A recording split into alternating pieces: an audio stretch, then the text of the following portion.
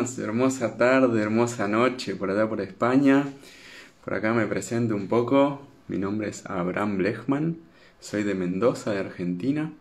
Pero bueno, he pasado por varios lugares estos últimos años y también por varios caminos espirituales. Acá vamos a tener una hermosa entrevista y conversación con este nuevo amigo, Mario Sabán. Así que le vamos a dar ahí como acceso. A ver.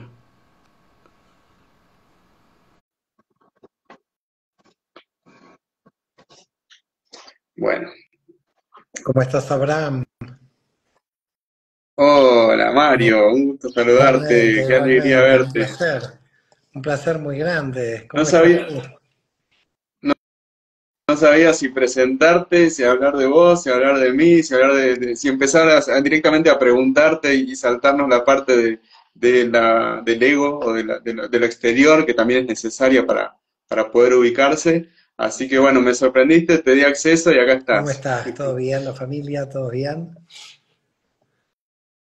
Sí, todo bien acá en Mendoza, ciudad del sol y del buen vino, tierra cordillerana.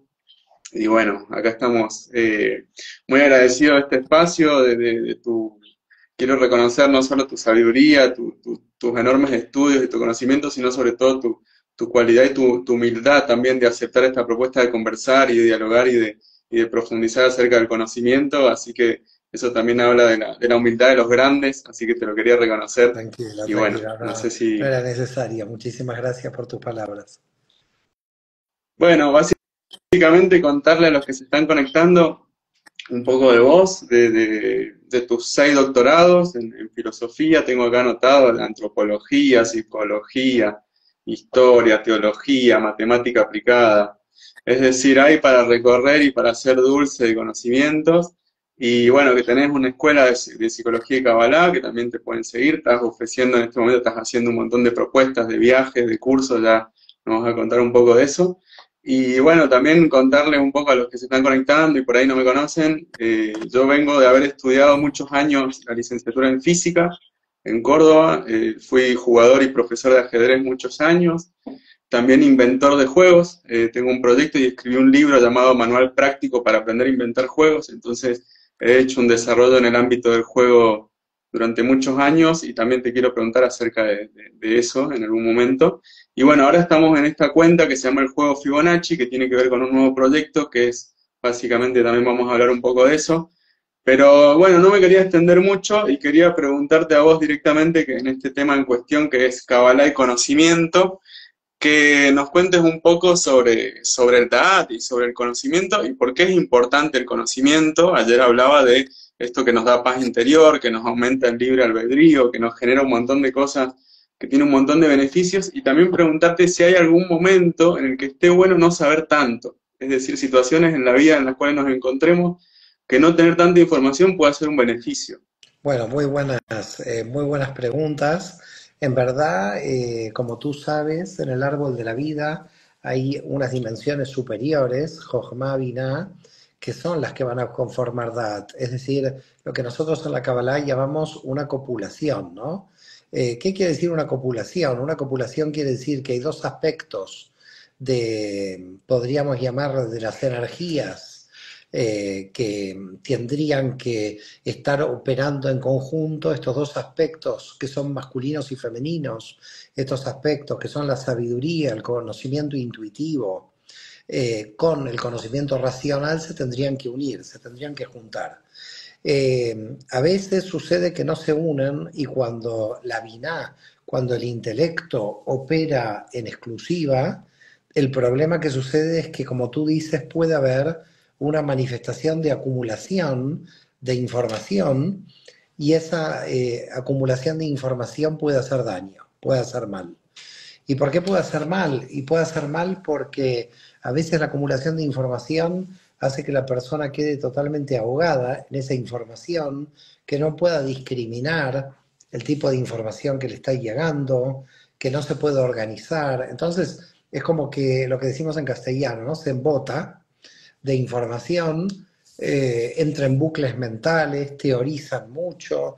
Esto le pasa a mucha gente en el campo académico, ¿no? Tú ves gente que teoriza, que permanentemente está creando nuevas teorías, y lo que se ve claramente es que esas teorías no son compatibles con la realidad, que a veces pierden conexión con la realidad, porque no solamente es Dat, la unión de Jochma y Binah, sino también de la experiencia práctica de Malhut.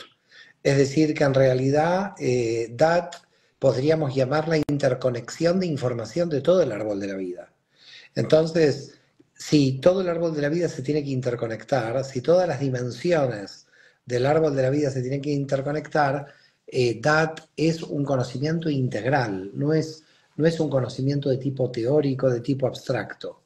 Y por lo tanto, si nosotros hablamos de conocimiento en Cábala, si hablamos de Dat, ya presuponemos que estamos hablando de conocimiento teórico, de conocimiento intuitivo, y que estamos hablando de conocimiento práctico, todo al mismo tiempo. Es decir, lo que hay que pensar es que cuando estamos hablando de edad, estamos hablando de un conocimiento que no es un conocimiento de fórmulas matemáticas o que no es un conocimiento intuitivo, sino que abarca todas las formas de conocimiento. Cuando hay un conocimiento que se embota, que sería el entendimiento, la biná, que no puede abarcarlo, que se siente, podríamos decir, como ahogada en tanta información, porque fíjate que el mundo actual estamos viviendo un cúmulo de información, tenemos muchísima información, pero la cantidad Es uno de los grandes problemas de estos tiempos. es Es uno de los grandes problemas de estos tiempos, la es sobreinformación. súper problemático el tema de realmente, ¿no? Cómo llevar toda esta información a todos lados. Con lo cual, acá la cuestión es ver cómo discernir entre tanta información y hacia dónde va la información. Para mí, particularmente, hay un baremo, hay un, podríamos decir, un eje que me ayuda o que nos debería ayudar a todos a saber cómo se tiene que desplazar esa información. Es decir, el eje, a mi modo de ver, es el sentido de la vida de la persona. El sentido de la vida de la persona tiene que ser el eje.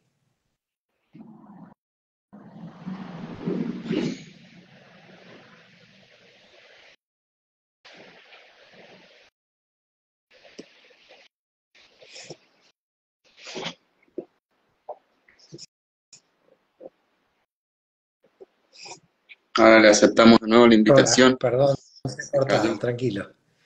Entonces, Sí. ¿cómo la información se va cómo la información se va a distribuir? ¿Cómo se va a direccionar esa información? Esa información se va a direccionar porque la dirección de la información va a tener relación con el sentido de la vida. Es decir, la información que nosotros necesitamos no es una información global, no necesitamos toda la información que nos llega, sino que tenemos que discernir, tenemos que en la Binah organizar el entendimiento para distribuir realmente las energías que necesitamos en aras del sentido de la vida. Tenemos aquí una cuestión que me parece crucial, que no muchas veces se habla de esto en la Cábala, pertenece al universo de Yetzirah, que es el universo de la identidad del alma, de nuestra identidad, ¿no? De nuestra identidad en los condicionamientos culturales, pero la cuestión ¿dónde está? La cuestión central está en que la Binah debe procesar adecuadamente la información que necesita el alma en cuanto a la relación con el sentido de su vida. Si la persona no conoce el sentido de su vida, entonces, por supuesto, tiene que buscar el sentido, que ese es otro sentido posible de la vida, que sería la búsqueda, pero la Binah puede embotarse de conocimientos y una Binah embotada es muy peligrosa porque acumula información, es lo que nosotros llamábamos en su época una persona culta. ¿Qué es una persona culta? Una persona culta es que sabe mucho, pero que no necesariamente lo aplica a su vida, o que puede tener una vida que no es ética, o no conoce cuál es el sentido de su vida. Entonces, una cosa es tener un bagaje cultural, que sería lo acumulado a nivel de la memoria de la Binah, y otra, claramente, saber cuál es el sentido de tu vida, y a partir de ahí discriminar la información que te va llegando, y esa es la función de la vida, discriminar la información que te va llegando para enlazarla con el sentido de tu vida. Por ese motivo, los que no conocen el sentido de su vida, por supuesto lo tienen que buscar, pero pueden realizar una acumulación, yo diría peligrosa, que es lo que tú planteaste al principio de nuestro encuentro, es decir, que es peligroso acumular un conocimiento que al final tú no sabes para qué te va a servir, y lo vas acumulando y a veces se crean bucles mentales por acumulación de información. Claro, claro, claro. Sí, muy interesante y aparte yo pensaba en estos días, porque esta conversación estaba pactada hace varios meses y a mí me ha pasado algo en lo personal, que a medida que me he ido preparando en cuanto a ver tus videos, estudiar un poco tu camino, tu recorrido, tu pensamiento, que me ha aportado muchas respuestas y sobre todo nuevas preguntas, me he encontrado leyendo tu libro y me has ido respondiendo a las preguntas que tenía preparadas para hacerte en la entrevista durante los días previos. Entonces eso me ha llevado como a esforzarme más y a buscar también esta pregunta de lo que no mencionás normalmente, es cosas que no hablas o de alguna forma para diferenciarse un poco hay tanta información tuya en internet también que uno se puede perder, digamos, ¿no? De la sobreinformación y creo que lo que decís es súper interesante de poder aprender a aplicar. Quizás no es necesario tener tanta información, pero sí buena, sólida, profunda y poder aplicarla en la vida cotidiana para ser mejores personas, saber decidir mejor, saber cómo en qué me va a servir a mí lo que aprendo, digamos, ¿no? Entonces me pasó un poco esto estos días y entonces es como que digo, bueno, me gustaría hacerle esta pregunta a Mario y abro el libro, por ejemplo, ahora tengo el libro acá, SOT 22, lo vamos a mostrar para que vos sé que recomendás mucho empezar con este libro. Entonces abro el libro y me encuentro una respuesta. Digo, bueno, esta pregunta entonces no se la puedo hacer, le vamos a hacer otra. Bueno, no sé, no Entonces, sé lo que tendríamos que hacer, porque también yo muchas veces cuando estoy trabajando en la investigación, hoy estuve 2 o 3 horas, hoy domingo, investigando ciertos temas que tienen que ver con el Tikkun Olam, la investigación se hace a partir de preguntas que tú no te hiciste. Entonces, en todo que momento yo vivo en un espacio de preguntas, es decir, en todo momento yo estoy trabajando en qué otras preguntas de otro nivel me tengo que hacer para forzar los límites de mis propias conclusiones. Y entonces digo, pero esta pregunta ya no me la hice, es decir, que a mí me pasa lo mismo conmigo, no te preocupes. está bien, bueno, tengo una pregunta que también estuve trabajando y la estuve estudiando. Un poco tiene que ver con cuando yo entré a la carrera de física, estudié 4 o 5 años la carrera. Llegó un momento que una de las cosas que quería responder eran las mismas preguntas que tiene la Kabbalah. Básicamente, tanto la física como la Kabbalah intentan responder qué es la realidad, cómo está estructurado el universo y cómo interactúan las dimensiones superiores con nuestra existencia y sobre todo cuál es el papel de nuestra conciencia. O sea que hay una similitud muy grande entre los avances que hace la física moderna, por ejemplo, y a los que los cabalistas han llegado, eso lo venís diciendo bastante, en tiempos anteriores y a los que están llegando hoy, digamos, ¿no? Y ahí se me conecta una pregunta que tenía que hacerte, que quería hacerte, que tiene que ver con la sefirá de edad, justamente, que hace una sefirá de integración, podríamos decir que es como la onceava sefirá o semisefirá. También hay una conexión con la teoría de cuerdas, digamos, si uno se mete a investigar, la física está buscando la teoría de la unificación del todo, es decir, algo que integre las 4 fuerzas, la fuerza débil, la fuerza fuerte, la electromagnética y la otra fuerza que está la gravitatoria. Entonces, la teoría de las 11 cuerdas o 10 cuerdas, 10 dimensiones más uno, ha llegado muy cerca en ese grado de acercarse a unificar y se conecta también con el número 11 de la Sefirot. Sí, sí, Entonces ahí me parece un paralelismo es interesantísimo. impresionante cómo la teoría de cuerdas ha avanzado. Hasta el año 95 la teoría de cuerdas decía que no había 4 dimensiones, como son las que nosotros percibimos, sino que hay 10. Quiere decir que hay 6 no percibidas, lo cual es increíble, ¿no? Porque en Yetzirah nosotros tenemos 6 dimensiones en nuestro interior que no se perciben exteriormente y 4 que se perciben en el exterior. Quiere decir que es muy fuerte, que le estaban faltando 6 dimensiones a la física cuántica hasta que llega la teoría de las cuerdas, que son 10. Pero después en el año 2000 los físicos se dan cuenta que entre las cuerdas tiene que haber información que vaya de un lado a otro, que es ya lo que se llama la teoría M, que es la teoría de las supercuerdas, ¿no? Donde les estaba faltando el elemento 11. y el elemento 11 para la cábala es Dat. Pero ya investigadores en física como Gunther Bohm, en sus diálogos con Krishnamurti, y hace muchos años de esto, ya hablaban del orden implicado, es decir, ya hablaban de un tipo de información que recorría el exterior a nosotros. Es decir, nosotros tenemos que entender que así como en el exterior a nosotros, así por el aire que nos rodea, para decirlo de algún modo, para que la gente lo pueda entender, ¿no? Por el aire que nos rodea, así como están en movimiento las ondas Hertz de la radio, así hay un orden implicado de información que está dando vueltas por aquí y que por ese motivo uno puede llegar en algún momento a tener la sincronía de una información de pensar que el primo necesita que lo llames y tú lo llamas. Y eso algún día la física lo va a comprobar, es decir, algún día la física comprobará que hay un elemento que está en interconexión. Lo que pasa que yo creo que lo más loco, si se quiere, que casi es de ciencia ficción, que propone la Cábala, y por eso me gusta tu postura de DAT, ¿no? Lo que tiene que ver con DAT, es que DAT es un sistema de información que va de la materia a los universos sutiles, de modo que se desplaza desde lo denso a lo sutil.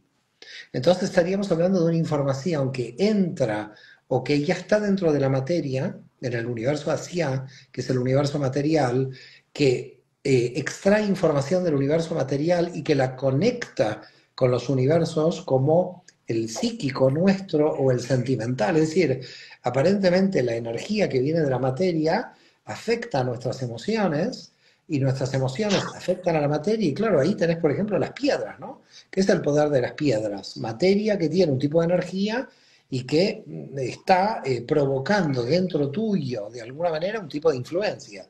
Ahora, ¿esa influencia qué es? ¿Quién provoca la influencia? ¿Qué es magia?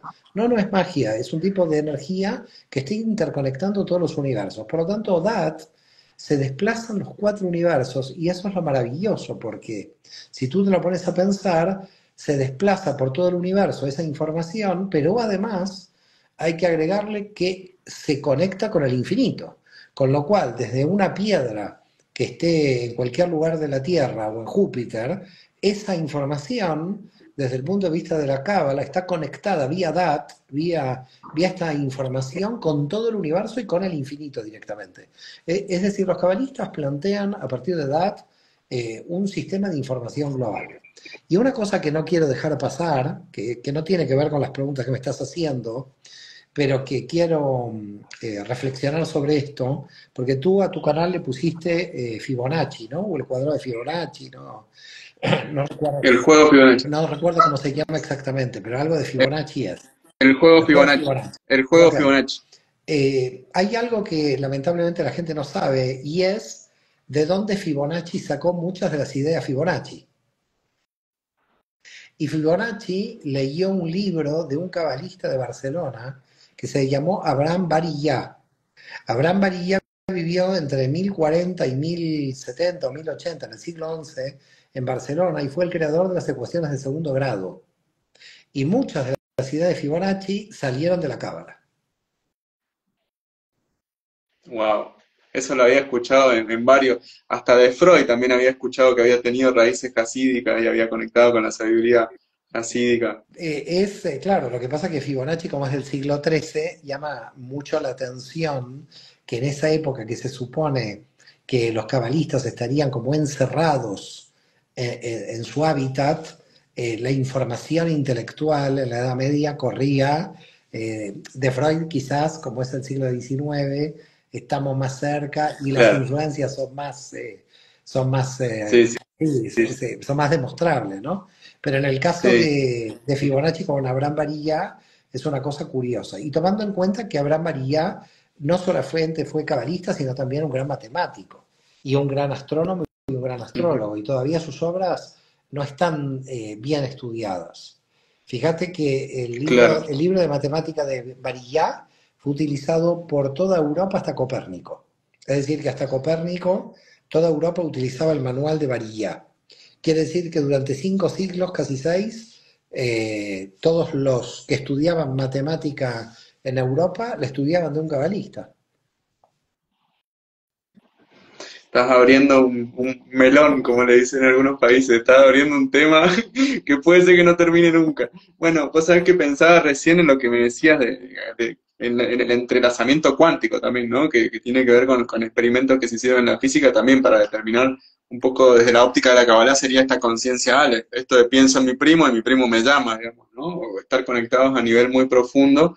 Y eso también es interesante, que es otro paralelismo y entonces como que uno llega a la conclusión de decir, bueno, ¿por qué necesitamos que la ciencia avale o que encuentre esa ecuación matemática de la teoría de la unificación? ¿Por qué estamos necesitando como ese aval excesivo de lo que vos le llamaste como una cuestión de exceso de racionalidad, Lo que digamos, ¿no? Como pasa, necesitamos siempre el aval del científico y del paper que diga, esta es la fórmula. Si los cabalistas ya llegaron, si para la era, no sí, sé si me entendés un lo que poco pasa a lo que quiero ir, lo que digamos. pasa es que hay un paradigma científico que ha cambiado. Porque antiguamente la ciencia, en la época de Copérnico, Leonardo da Vinci o Galileo Galilei, la ciencia no tenía como una necesidad experimental de probar en la cuestión material o energética, sino que con la propia teoría ya se podía probar. Es decir, el problema que hay hoy, y en las tesis doctorales se ve mucho esto, es como, bueno, vamos a probar en el trabajo de campo qué es lo que sucede en la realidad. Cuando el descubrimiento puede ser totalmente abstracto, totalmente a partir de una fórmula, y quizás no tenemos todavía la máquina que pueda llegar a alcanzar la comprobación de esa fórmula. Es decir, lo que llamaríamos física teórica, que sería el campo del desarrollo de la Kabbalah, tiene un problema porque el paradigma actual es sobre todo muy materialista, muy práctico, que no solamente se tiene que probar en la fórmula, sino que se tiene que probar en la realidad del experimento que se puede hacer. Fíjate lo que pasó con el bosón de Higgs, ¿no? Con el bosón de Higgs. Higgs hacía 40 años que dijo que estaba ese bosón.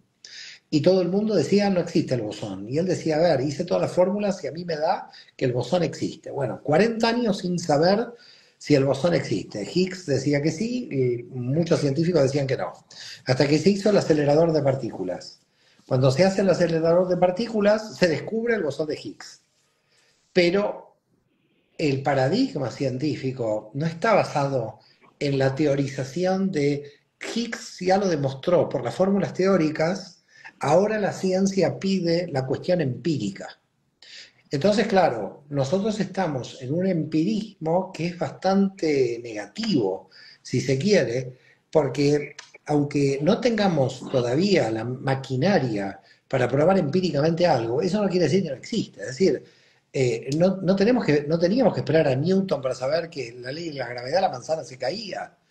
Entonces, cuando alguien dice, bueno, Newton descubrió la ley de la ley de la gravedad no la descubrió Newton, la ley de la gravedad la vivió todo el mundo durante siglos porque las cosas se caían. La formuló Newton. Entonces, estamos teniendo un problema en la cuestión de qué tipo de paradigma científico tenemos. Es decir, la ley de la gravedad se formula con Newton, pero ya la sentimos siempre experimentalmente. Entonces, aquí lo que está pasando es, el problema es al revés. Estamos teniendo avances en lo teórico que son difíciles de probar experimentalmente, dadas nuestras limitaciones tecnológicas con respecto a la maquinaria que utilizamos. Entonces, mientras la ciencia sea empírica, donde esté pidiendo que empíricamente se pueda, entonces estamos ante un problema. Yo creo que va a haber que empezar a pensar de que probablemente nuestro desarrollo tecnológico no llegue a lo que la abstracción ha llegado. Y con la cábala ha pasado esto. La cábala ha llegado a un nivel de abstracción muy alto, donde ahora estamos esperando que la ciencia avance a ver si lo va a probar.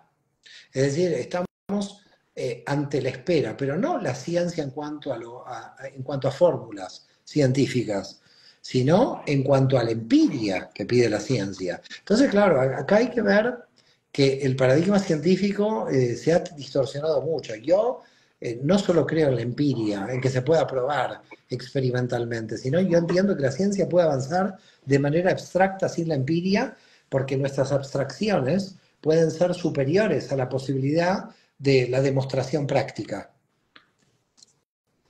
Qué bonito. Qué bonito escucharte, la verdad que siento que estoy como perplejo, digamos, ¿no? Un poco me pasa esta doble validad. Por un lado uno se queda mudo frente a tus respuestas y por otro lado siento que cualquier cosa que te pregunte la vas a poder desarrollar y responder como que es muy fácil No, entrevistarte no, cualquier también, ¿no? cosa, Es no, no me como, digas que es el Aimsoft porque no puedo, así. bueno, a mí, escuchando un poco lo que decías de la empiria y de la necesidad de la ciencia de probar y de probar y probar, ¿no? Que un poco también, ¿por qué llegamos a tener ese modelo hoy en día en la sociedad y qué necesidad hay también de revisarlo, eso, si es que se está revisando o no? A mí me pasa un poco cuando yo le pongo el nombre de juego Fibonacci, que es un proyecto que estamos haciendo junto con una colega que es psicóloga, que tiene que ver con un juego que en realidad para nosotros es como me pasó investigando que Fibonacci está, bueno, en el crecimiento de los conejos, en los espirales de la naturaleza, en las galaxias, en los espirales de los caracoles. Hay un montón de patrones de Fibonacci en el mundo, pero me pasó a partir de una situación personal que tuve que lo empecé a aplicar a la edad, digamos, ¿no? Básicamente a la edad cronológica que yo tenía. En ese momento tuve una situación dolorosa, digamos, ¿no? De mi vida. Me senté y dije, bueno, pero ¿por qué se me repite otra vez lo mismo? Y ahí donde va un poco la pregunta. ¿Por qué pasamos en la vida situaciones repetitivas que parece que es cíclico, que nuestra vida es cíclica, que se repite lo mismo, lo mismo, lo mismo, lo mismo? Y me pasó investigando esta pregunta que llegué a hacer la cuenta de dividir mi edad. Yo tengo 38 años, ayer cumplí exactamente Feliz 38,5 día, años. felicidades. Eh, no, cumplí la mitad de mi edad, no cumplí años, cumplí 38,5 años, yo nací en septiembre. Pero hice la cuenta exacta con Fibonacci de dividir por el número de oro, para los que no saben, la proporción áurea, 1,618. Dividí en ese momento, que era septiembre, que fue unos días antes de escribirte, dividí mi edad por el número de oro. Y eso me dio un dato de a los 23,5 años de mi vida que había tenido que ver con lo que estaba viviendo en ese momento. Como una sincronía bastante fabulosa, digamos, ¿no? Lo volví a hacer, volví a dividir esa edad que me dio otra vez por el número de oro, la gente lo puede hacer y puede probar qué pasa, digamos, ¿no? Y empecé a encontrar un montón de sincronías y de hechos que tenían que ver con lo que estaba viviendo hoy en el momento, que en esa ventana fractal de tiempo se correspondía con los 23 años, con los 14,5, y si sigo yendo más atrás, sigo encontrando hechos y situaciones que se condicen con lo de hoy.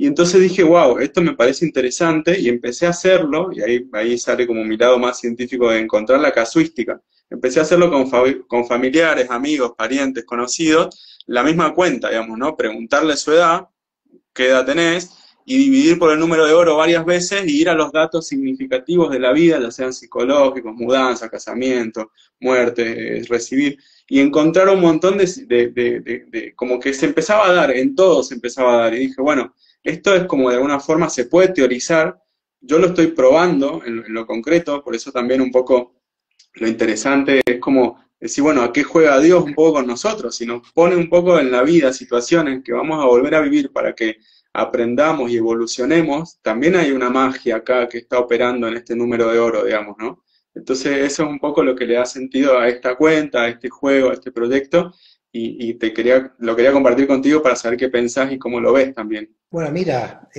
hay dos respuestas, pero son una en realidad.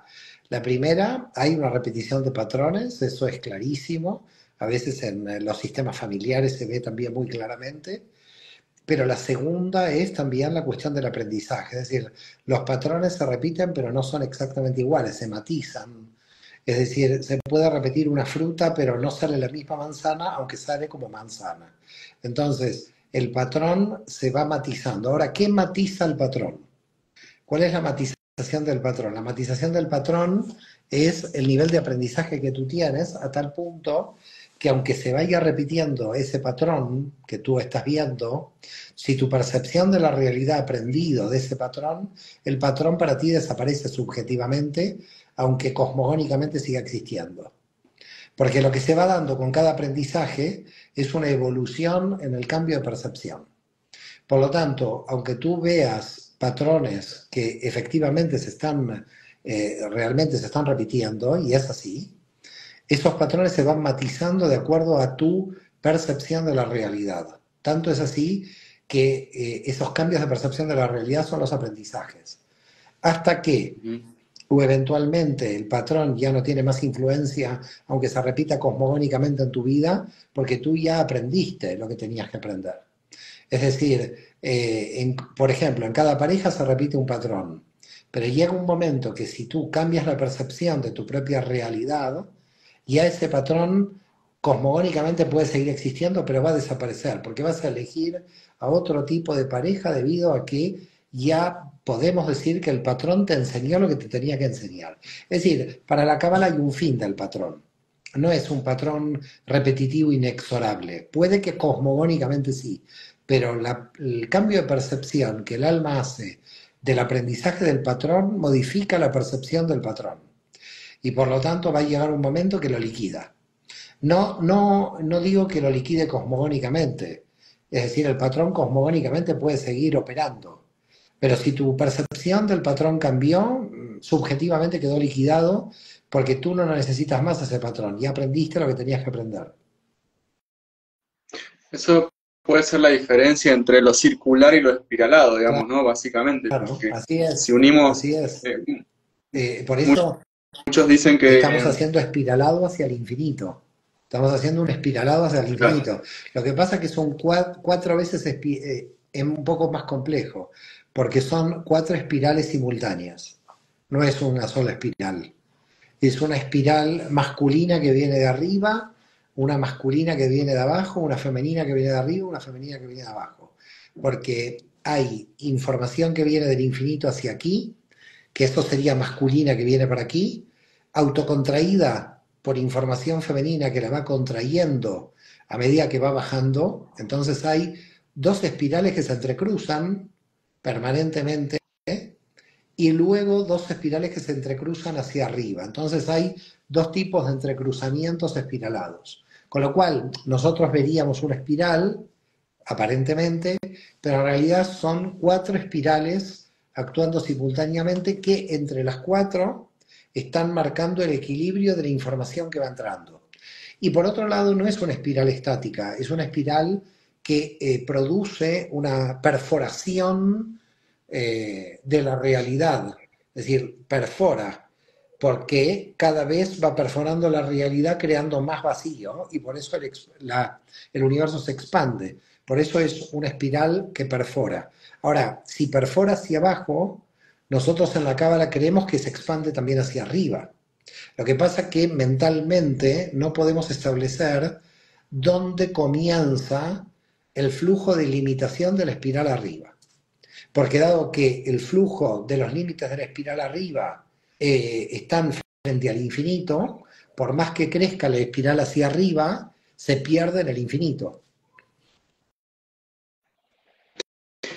interesante. La verdad que es un nivel de información que hay que digerirla y también sería interesante poder verlo como gráficamente o visualmente o poder entenderlo más a nivel dibujo, por decir así, o diseño, para poder bajarlo un poco y anclarlo a la tierra, porque a veces a las personas de a pie por ahí les puede costar, nos puede costar como llegar a este grado de entendimiento, porque uno entiende hasta, o sea, uno entiende, por ejemplo, muchos dicen que el tiempo es como una línea recta, por esto de la concepción de que vivimos como en este pasado, presente, futuro, pero también es un círculo, por esto que se repite de alguna forma lo mismo. Y la unión de una línea recta con un círculo, si lo vamos moviendo, da una espiral. Pero ahora cuatro espirales ya es como un nivel de, como que hay que pensar en otras dimensiones, y eso se hace muy, es como que puede ser complejo por ahí de Sí, entenderlo. sí, Yo no, de hecho por creo que supuesto, entiendo estamos algo de lo que en todos los temas de cosmogonía cabalística, las cosas son complejas, no son fáciles de comprender, pero bueno, intentamos simplificar y hacer sencillo, en un lenguaje sencillo, las cuestiones más complejas. Lo que pasa que cuando tú puedes llegar a una comprensión de estas cuestiones cosmogónicas complejas, lo bueno que tiene es que luego las puedes comprender cuando las bajas a la subjetividad porque la subjetividad es una fractalidad de la realidad cosmogónica. Entonces, nosotros no estamos simplemente haciendo cosmogonía, estamos viendo que esa cosmogonía nos afecta directamente a nuestra estructura. De hecho, nuestra estructura podríamos decir que tiene algo parecido. Si te puedo marcar un dato, por ejemplo, biológico, si quieres, ¿no? Nosotros tenemos venas y arterias. Entonces, las venas y arterias serían como suba y baja de información de la espiral. para que lo puedas entender. En las venas hay sistemas de contención y en las arterias sistemas de contención. En las venas hay sistemas de circulación, es decir, no circula a toda velocidad, tiene que circular a una determinada velocidad la circulación de la sangre en la vena y la circulación de la sangre en la arteria. Si circula a demasiada velocidad, estamos ante un problema. ¿Qué sería la circulación de la vena y de la arteria? Exactamente la misma doble circulación de lo que estamos planteando con el cono espiralado. ¿Y qué serían las fuerzas dentro de las venas y las arterias que estarían regulando el sistema de velocidad de la sangre en las arterias y las venas? Lo femenino y masculino de las dos espirales que me faltan. Entonces, el propio cuerpo humano tiene la estructura de los cuatro niveles espiralados. Es decir, si tú tomas entonces las dos espirales son arteria y vena, pero tanto en arteria como en vena hay un sistema de flujo y sistema de control del flujo. El sistema de flujo es masculino, el sistema de control de flujo es femenino. Ya tienes en el cuerpo humano el sistema de cuatro espirales operando simultáneamente para arriba y para abajo entre la expansión masculina o la fluidez, si se quiere, del torrente sanguíneo. Entonces lo tenés en todo. Es decir, permanentemente podés estar percibiendo la realidad cosmogónica en lo biológico y podés estar percibiendo la realidad cosmogónica en las subjetividades, porque todas las fractalidades, por mínimas que sean, están replicando la información de todo el universo en forma constante. Y así como hoy desde una célula sacan a toda la información mía, prácticamente, nosotros desde cualquier átomo del universo podríamos sacar la conformación del universo desde el punto de vista de la cábala. Es decir, la información se trasvasa o se encripta en toda la realidad. Y permanentemente el trabajo que estamos haciendo de la cábala es de desencriptar la información. Cuando nosotros estamos hablando de clipot, no son cáscaras que están en la materia y que vamos con un hacha a romper la clipa. La clipa es un sistema de información cerrado donde no tenemos acceso por nuestras limitaciones estructurales o porque todavía no pasamos los límites del conocimiento. Cuando rompemos una clipa y sale luz, ¿a qué hacemos referencia? Hacemos referencia a que ese obstáculo, esa obstrucción que teníamos a la información ha quedado liberada. Como esa obstrucción ha quedado liberada, entonces se produce una cantidad de información que sale a nuestro sistema, para llamarlo de alguna manera. Pero esa cantidad de información siempre estaba en el universo, eran nuestros obstáculos mentales los que nos impedían llegar hasta ahí. Entonces, claro, te tienes que poner a revisarlo todo de cero, porque muchas de las teologías, las ideologías y las filosofías están basadas en muchas distorsiones de la realidad. Es como que en algún momento nuestras explicaciones quisieron forzar a la propia naturaleza. Y por ese motivo nosotros somos los principales entes de distorsión de la realidad. Cuando nosotros lo que tendríamos que hacer siempre es una vuelta a cero. Para mí, la reflexión de la cábala tiene que ser siempre una vuelta a cero, una vuelta a replantearse todo como que has nacido de nuevo, como que cada día a la mañana te tienes que volver a replantear todo otra vez, porque es una muerte y resurrección en forma permanente, la cábala. Es decir, tienes que morir a tu conocimiento tal como lo conoces, poner en duda todo el conocimiento tal como lo conoces, y a partir de ahí ver si estableces otra vez ese mismo nivel de argumentos, o esos argumentos pueden ser rebatidos o pueden ser ampliados. Entonces hay que hacer un trabajo constante. Por eso te decía, las preguntas van cambiando a medida que tú vas viendo mayores sitios invisibles de la realidad, ¿no? Vos sabés, Mario, te quiero felicitar, quiero hacer un parate porque hay mucha gente comentando, diciendo cosas, no las puedo seguir porque estoy como absorto en lo que estás explicando para poder realmente ser uno con lo que estás diciendo y poder también seguir la conversación. Te quiero felicitar en nombre, creo, de mucha gente por este trabajo de divulgación que haces y que te has tomado sumamente en serio como misión de vida de estar todos los días dando un vivo o dos vivos por día, dando charla, conferencia, curso, creando propuestas. Me parece que has tomado como una bandera ahí de salir a difundir y a comunicar y tenés una capacidad que también como de un buen pedagogo que logra transferir conceptos que por ahí son muy elevados o que requieren un nivel de estudio muy alto a cosas de a pie, al ciudadano común, al entendimiento común y creo que esa es una de las cosas que hace que tanta gente cada vez más esté aprendiendo conceptos y cosas de la Kabbalah y aplicándola en su vida y te quiero felicitar, me parece nobleza obliga un poco Bueno, gracias, a gracias. ese lugar que has tomado y ahí viene otra pregunta que quiero Antes hacer de tu que tiene que ver antes de tu pregunta, te voy a dar una enseñanza de la Cábala. Si todo el mundo te cree justo, tú te tienes que sentir injusto. Y si todo el mundo te cree injusto, tú te tienes que sentir injusto, te tienes que sentir justo. Por lo justo. tanto, si tú crees todo lo que piensas, yo me tengo que sentir lo contrario, para no creérmelo. Es bueno, sí, sí, sí.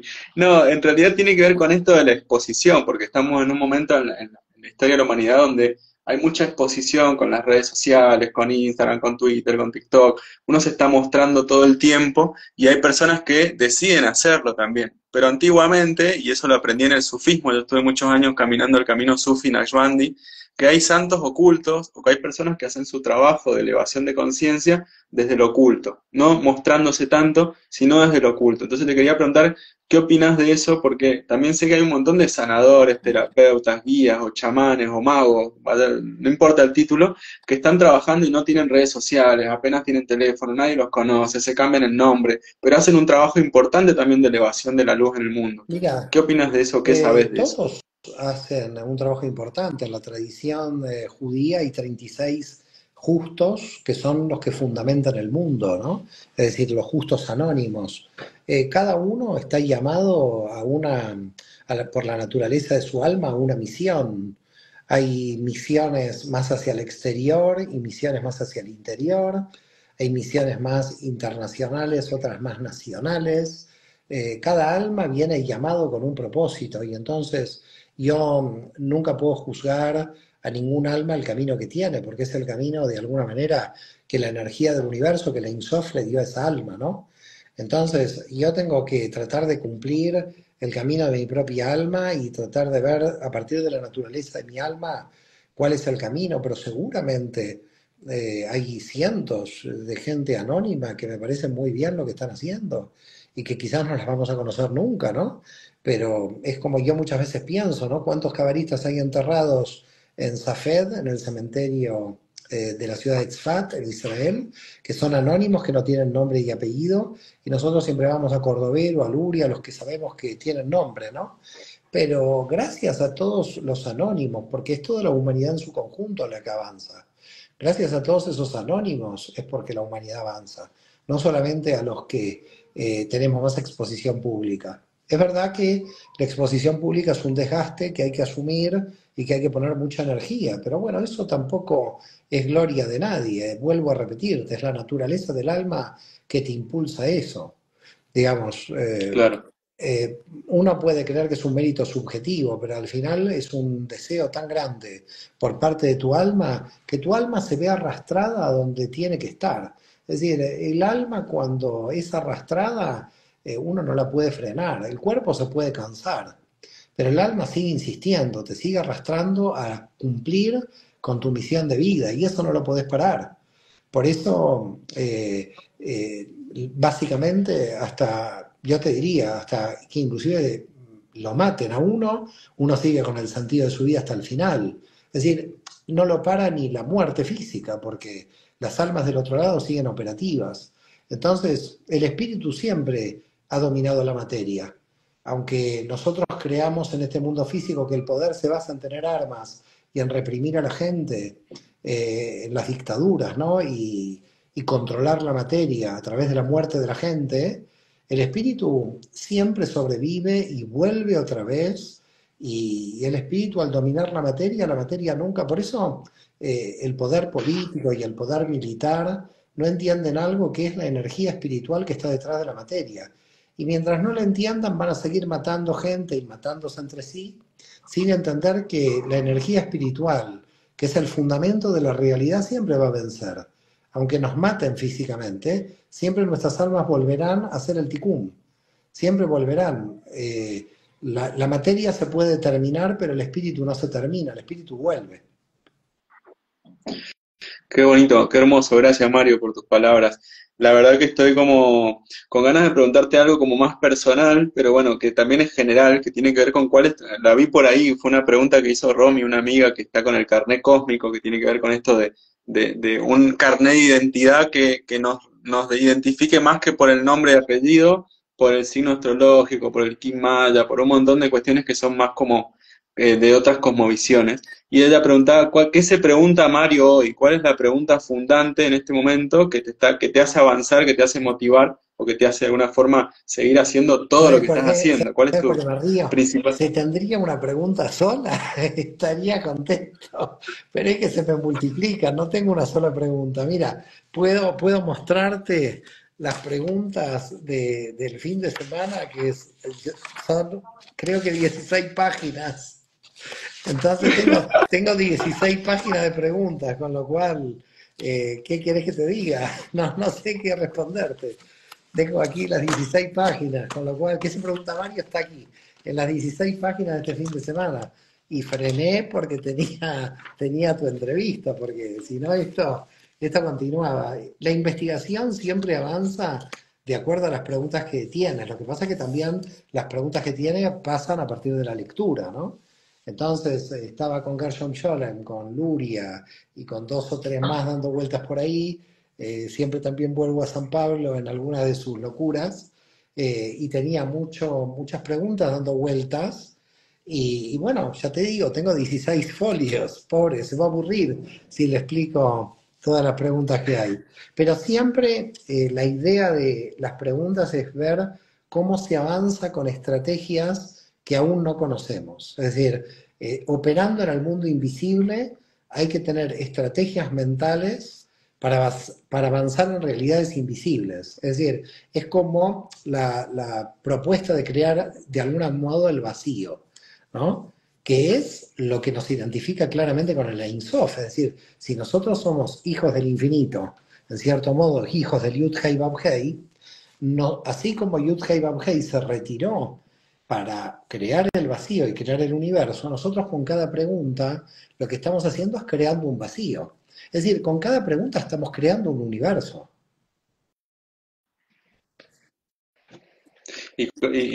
Ahí te felicitaban por la respuesta también, porque es una muy buena respuesta decir, tengo tantas preguntas que no tengo respuesta. Es como la paradoja, ¿no? De la pregunta y la respuesta. Así que una genialidad también que te quería preguntar sobre la alegría, porque es una cualidad que vos tenés también y que tienen muchos maestros y personas que están divulgando o que generan conciencia con lo que dicen es el chiste, el humor y la alegría. Te quería preguntar sobre dos cosas, sobre el juego desde el punto de vista de la Kabbalah, el juego que puede hacer un madrijim en un ámbito recreativo, no el videojuego, sino el juego de mesa, el juego en ronda, etcétera, y sobre la alegría, que sé que Rabbi Nachman hizo una investigación y hablaba bastante de la alegría y la Sí. importancia de la alegría. Sobre esas dos cosas, qué nos podés decir? ¿Qué Bueno, nos podés contar? toda la mística, a excepción de raros casos, ¿no? Pero cuando una persona que está en la espiritualidad entra en éxtasis, no es una alegría. Mira, hay un concepto muy curioso. Nachman de Bratslav, no sé si lo llega a tratar, yo lo leí en algún libro de Cábala, que hay dos tipos de sonrisa, la sonrisa del mono y la sonrisa humana. Y hay muchos humanos que tienen sonrisa del mono, dicen los cabalistas. La sonrisa del mono es como la sonrisa que pertenece a la naturaleza, como que me tengo que sonreír. Y la sonrisa real es aquella que brota desde tu interior, desde el éxtasis interior, que es la felicidad que te mantiene en tu estado de la misión, ¿no? Estás en la misión de tu alma y te sientes extasiado. Yo creo que lo bueno de la misión de tu alma cuando te sientes extasiado, que de una risa, como dirían los cabalistas, la del mono, sin criticar al pobre mono, me parece que tiene que ver con que la energía que tiene el éxtasis místico tiene un poder, yo te diría, de contagio. Es decir, yo te diría que el éxtasis místico es contagioso. Cuando tú estás con una persona que está en éxtasis místico en todo momento y en todo lugar, está permanentemente. Yo me doy cuenta en mis propias clases que yo de alguna manera me contagio a mí mismo mi propio entusiasmo. Es decir, es una cosa rara ya de explicar, pero espero que la gente me entienda. Yo estoy Pero se llenando entiende, algunas sí. ideas que son de psiquiátrico, así que no sé, espero que ningún psiquiátrico me vea. Pero digamos, hay como un entusiasmo que genera más entusiasmo dentro de uno y también contagia, pero además te contagia a ti. Entonces, yo empiezo, digamos, la clase muy entusiasmado, pero es un entusiasmo que se va multiplicando en la propia clase, pero en algún momento sucede que mientras se está produciendo la clase, hay un momento que tu mente deja de pensar y empieza a recibir información de arriba. Entonces es ahí donde para mí es un entusiasmo que provoca de alguna manera una caída de información de fuera que claramente no es subjetiva. A mí me pasan las clases, no lo comento todos los días, pero bueno, salía en esta entrevista, tampoco lo comenté nunca en ninguna entrevista, pero en esta entrevista te tengo que ser muy sincero que el entusiasmo abre el clic. Yo estoy entusiasmado naturalmente por la clase, porque estoy en la misión de mi vida, pero después se produce un caudal de energía que no es subjetivo dentro del sujeto que empiezas a entrar en éxtasis y por eso ya no sabes el entusiasmo que ya lo está provocando, porque ya estás como totalmente aniquilado en ese entusiasmo. No estás en un grado de bitul, pero estás cerca de una especie de aniquilación. Entonces, si alguien logra esto, como maestro de Cábala, sé que muchos maestros de Cábala también lo han sentido en sus propios, ¿no? Maestros graduados de la escuela que sé que sienten esto, ¿no? Y además te das cuenta, y es curioso, que cuando tú ves a alguien explicando algo, sea Cábala o sea cualquier cosa, y recibe ese influjo, se produce ese doble entusiasmo. Por eso digo, hay un primer entusiasmo que yo diría subjetivo, estoy cumpliendo la misión de mi alma y me estoy entusiasmando. Y luego viene una caída de información donde tú recibes como un entusiasmo, para llamarlo de alguna manera divino, si se quiere, donde quedas en un estado, una especie de iluminación y donde vas bajando información y de repente vas aprendiendo de tu propia clase, de modo que cuando termina la clase, lo que me sucede a mí es que entre la clase impartida y la clase que yo tenía para impartir, hay una diferencia notable, porque en la clase han aparecido una serie de ideas que no estaban programadas en la clase estructurada. Y eso demuestra que ha bajado información de otro lado. Bueno, a mí me pasa un poco eso. Yo me dedico hace muchos años a inventar juegos y junto grupos de personas alrededor del mundo, virtual o presencial, y tengo un método creativo de invención de juegos, entonces los pongo a pensar y les explico el método y les hago pensar en situaciones de la vida cotidiana que pueden ser llevadas a juego, que sirve para docentes, profesores, coach. Entonces también el juego, no sé si hay algún desarrollo o algún cabalista que haya desarrollado algo acerca del juego, de la importancia que tiene jugar, porque cada vez hay más estudios en pedagogía, en psicología, en educación, de la importancia que tiene el juego para aprender. No es lo mismo lo que vas a aprender jugando que lo que vas a aprender solo de una charla teórica o de algo explicado expositivamente Mira, unilateral. El juego genera eh, cohesión, genera... yo, que existan cabalistas que han desarrollado el juego, la verdad que no conozco. Lo que sí, yo siempre pongo una situación que para mí es curiosa, pero que la he, bueno, inventado yo, para decirlo de alguna manera, para explicar dentro de las clases cómo en la cábala uno se mueve. Porque el ajedrez y la cábala tienen mucho en común, pero hay algo que yo creo que en la cábala es bastante más curioso, te diría que en el ajedrez. Porque en el ajedrez tenemos 8 casillas por 8, si no recuerdo mal, es decir, Sí, que 64. son 64, ¿no? Y en cambio en la cábala tenemos 100 casillas, porque es 10 por 10. Quiere decir que yo siempre digo que los cabalistas se mueven en 36 zonas de un tablero invisible. Es decir, que hay movimiento para mí en la cábala de fichas invisibles de un tablero. Es decir, si tú al tablero de 64 le pones un tablero de 100 yuxtapuesto, te tienen que aparecer indudablemente las que te faltan, ¿no? Te faltan 36. Entonces, En esas 36, el juego se amplía con el mundo invisible, que es lo que falta. Y fíjate qué curioso. No son los ¿Cómo? no son los 36 justos que sostienen, no serán los treinta y No, seis justos que sostienen el mundo que eso mencionabas ya más, será un más. juego mental tuyo. Yo ahí no lo. Si quieres lo puedes analizar así. Pero básicamente, ese cuadrado de 100, decir, de 10 por 10 en combinatorias de sefirot, subsefirot, es lo que se llama cuadrado mágico. Entonces, claro, si nosotros vemos la realidad de 10 por 10 sobre una realidad de 8 por 8, para llamarlo de alguna manera, estamos como jugando en el mundo invisible y por lo tanto, si tú juegas las fichas en el mundo invisible, estás anticipando jugadas, porque el otro no se da cuenta de qué tipo de jugadas estás haciendo, porque estás jugando con lo invisible que te queda en el 10 por 10. Por lo tanto, no conozco yo no conozco particularmente ningún cabalista que se haya dedicado al tema de los juegos, quizás lo hay, pero sí se nota por parte, digamos, de los cabalistas estrategias parecidas al juego de ajedrez, inclusive un poco más complejas. Por otra parte, me gustaría traer algo que me parece clave, y es que dicen los cabalistas, hay una tradición, esto lo trae Moshe Idel, si te interesa porque tú estás en el tema de los juegos, que Dios, para crear el universo, antes de crear el universo, estaba jugando con el Leviatán. Y como estaba tan contento jugando con el Leviatán, creó el universo. Es decir, que el universo es un resultado de la alegría que tenía Dios de estar jugando con el Leviatán. Claro, aquí, bueno, tenemos para otra entrevista más porque habría que explicar qué es el Leviatán, por qué quiere decir simbólicamente que Dios estaba. Pero parece Sí. ser que para los cabalistas Dios estaba jugando y en la alegría de ese juego, en el interior del infinito, dice, bueno, está bien, creo el universo. Y aquí estamos acá, vamos a crear el universo en la felicidad del juego, ¿no? Somos producto de un juego. Bueno, abre tu entrevista y te voy a pedir otra entrevista algún día, seguramente, porque me ha encantado compartir contigo. He aprendido muchísimas cosas y creo que la gente también está bastante a gusto por los comentarios que han hecho. Así que, bueno, nada, te quiero súper Gracias. agradecer.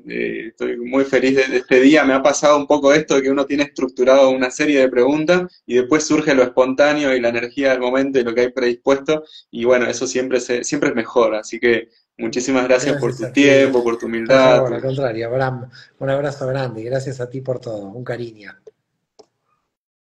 Bueno, Chao, estamos en contacto. chao, Que estés shalom, bien. Feliz gracias, domingo. shalom. Chao, chao. Gracias a todo el mundo, a todos los que se